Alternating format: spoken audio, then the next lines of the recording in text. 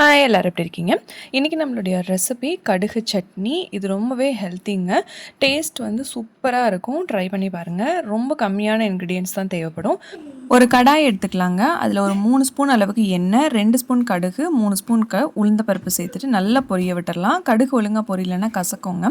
கடுகு நல்லா பொரிஞ்சதும் 3 பல் பூண்டு, 4லேருந்து 5 வரமிளகா, ஒரு 4 நல்ல பழுத்த தக்காளியை நீளமாக கட் பண்ணி சேர்த்துட்டு நல்லா வதக்கிக்கலாங்க. இந்த சட்னிக்கு தேவையான அளவு உப்பும் சேர்த்துக்கலாம். இது கம்ப்ளீட்டாக ஆறுனதுக்கப்புறமா இதை மிக்சியில் போட்டுட்டு கொஞ்சம் கொரப்பாக அரைச்சி எடுத்து வச்சுக்கலாங்க.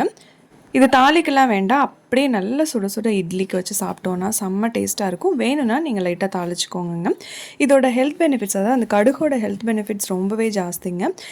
கேன்சரு, அல்சருக்கெலாம் அகெயின்ஸ்டாக ஆக்ட் பண்ணுது இந்த கடுகு. அதே மாதிரி குழந்தை பெற்ற தாய்மார்களுக்கு வந்து இந்த கடுகு பொடியை சாதத்தோட நல்லெண்ணெயில் பிசைஞ்சு கொடுத்தோன்னா ரொம்பவே நல்லது. கடுகு வந்து நம்ம டெய்லி ஃபுட்டில் நல்லாவே தாராளமாக சேர்த்துக்கலாம்.